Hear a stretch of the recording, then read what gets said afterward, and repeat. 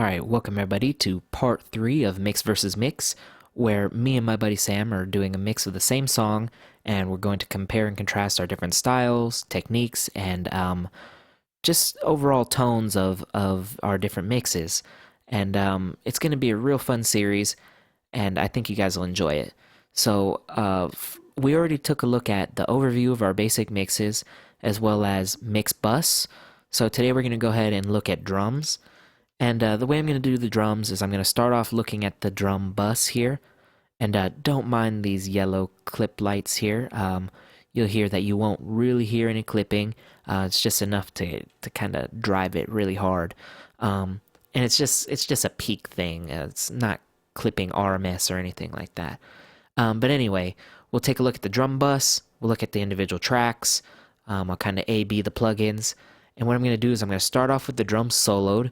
And then after we've talked about the different settings, we'll go ahead and listen to it in the track, and then we'll probably talk a little bit more, and then we'll call it a day.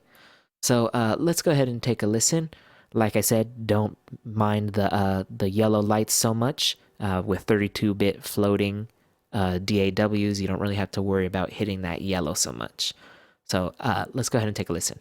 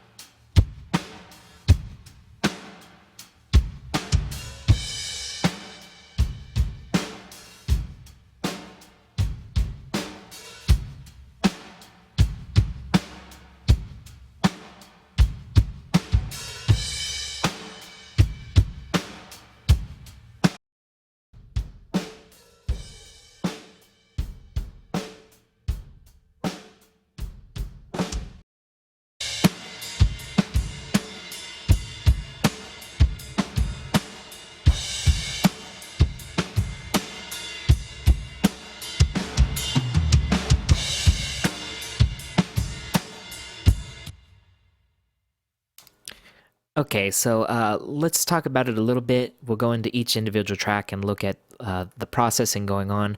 Just wanted to give you some audio examples up front so you can hear some of the things going on there. So when I disengage my drum bus settings, you can hear that it's a little bit more open, but I wanted it to be a little bit more tight and focused and just much more punchy. And when I think punchy, I really think of the FG Red. That really tightens things up and fattens them up. I could have used the FG Gray, and I did play with that, and it sounded good, but I liked the FG Red a little bit more. So before we go there, I started off with an API console emulation here, and I gave it a little bit of extra drive. And you can see I dialed this input back a lot because I didn't want it to kill the transients. So it's just barely hitting. And this EQ here is something I do a lot on drum bus. So I think I learned this from Graham Cochran, but I can't remember. But this is a really cool thing to do. If you just filter out the low end that nobody can really hear, 20 hertz, it really almost sounds like you're gaining some low end. And just to emphasize that a little bit more, I use a bell curve at 60 hertz, and I just boost that about 1.5 dB. On drums, I like to cut out about 350, cutting out about 3 dB of that. And then I'm just doing a little tiny boost here at 7.5K. And from there, I'm using a preset here on this FG Bomber called Drum Bus Super Punch. And this plugin really does, like, if you look at these different names of these presets, I mean, it just does exactly what it says. And from there, I just trimmed it back because I knew that I was going to be feeding in some signal into the FG red, and I wanted to kind of gain stage into that a little bit better. Um, I had it bypassed, but that doesn't matter.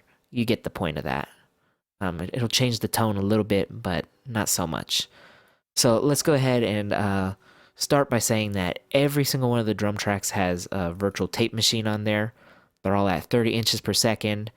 Um, the low things like the kick and the toms are low bias. Everything else is normal, except the hi-hat I think is high bias. Um, Same thing. I didn't want to kill the transients, so some of these I had to dial the input back. So it's just hitting about minus 10 dB here. But it gives it the vibe still. You don't have to add a lot of that saturation to get the vibe from it. And they're all at 2-inch 16 track. Okay, so from there, I'm also using the API here. Big boost here at 8K on the kick. Pretty decent boost here at 3K. Just to get some of that beater sound. I'm cutting out about 6 dB here at 350 and doing a low shelf at 60 hertz. Then just some compression. You'll see that generally my compression settings are 4:1 ratio, slow attack, fast release, and with the FG401 I use circuit 1 with the transformer in. Just a little bit of gain reduction and I make it up. So about 2 dB of gain reduction as well as makeup gain. Pretty similar here on the kick out. Excuse me, kick in. Pretty similar, but I use a different EQ and a little bit different frequencies. But otherwise, it's pretty much the same. A little bit of a slower release here. And I really just wanted to add this sample because to me, these were both, they almost sounded like they were both like a kick out. So I wanted something to have more of that beater sound, and I used a kick sample from Steven Slate drums called Metal Kick. So it's one of the metal kicks. I don't remember which number, but the reason I have this frequency here is because when I bounced it, it turned out to be a stereo track because I forgot to route it to a mono bus.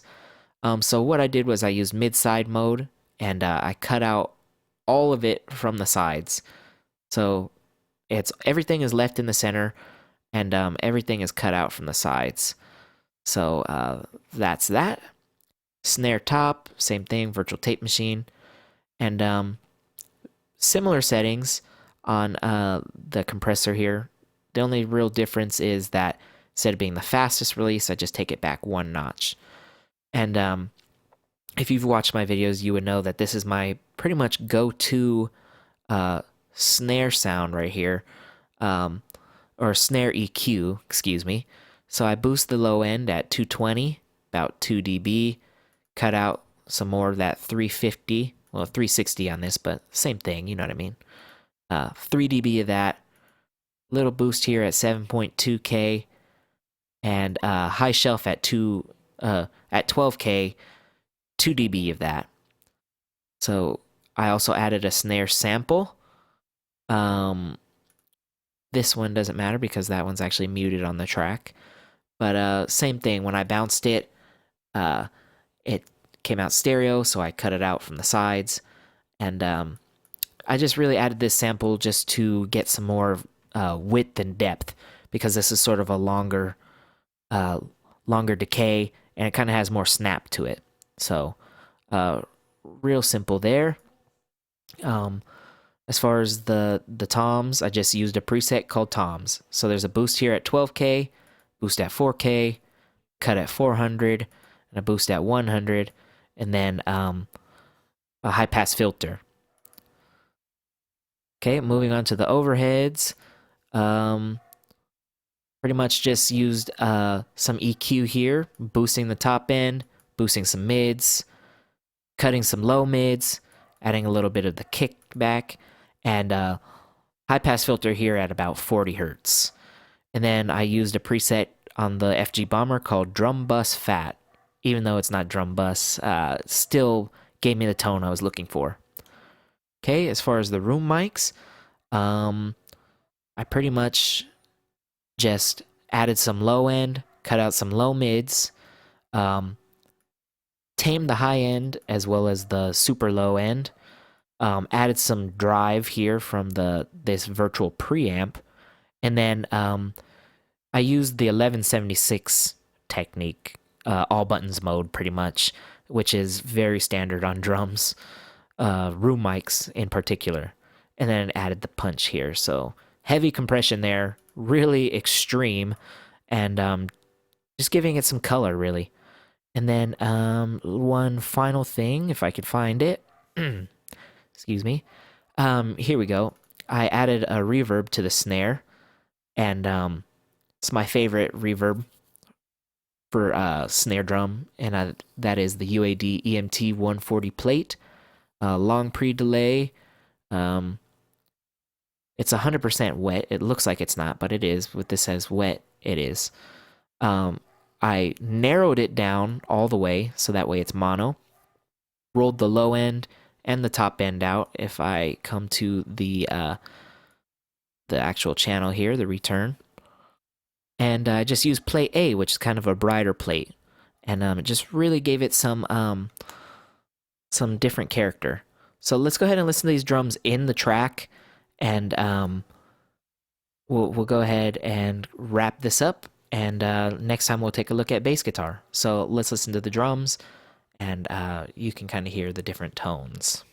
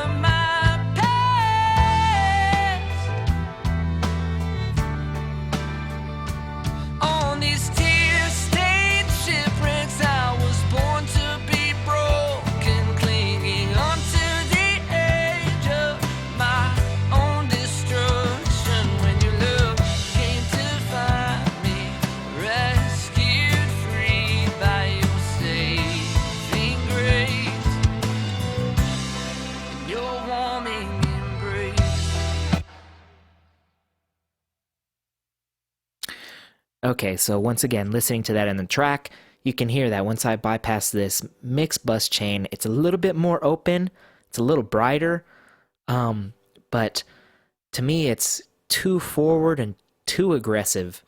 Like I said, I want a punchy sound, but this track is also kind of laid back, so I also want it to feel laid back. So that was kind of my approach here. I wanted everything to be punchy and tight, but I want it to still remain laid back. And I think you can hear that by listening to the tone of the drums when I bypass the drum bus. So you might think that it sounds better without the drum bus plugins engaged, and that's kind of a decision for you to make.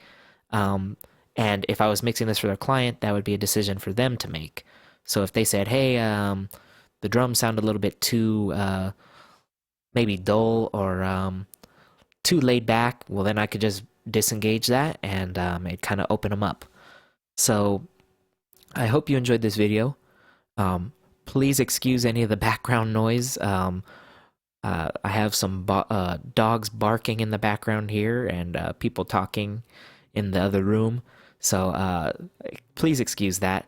Um, but if you enjoyed this video, please give it a thumbs up. If you didn't, and you said, man, those dogs ruined this entire video, then you could give it a thumbs down. That's okay. You're entitled to your opinion, as I always say. If you really liked it, please subscribe, and I hope to see you in the next video. Thank you so very much, and have a wonderful day.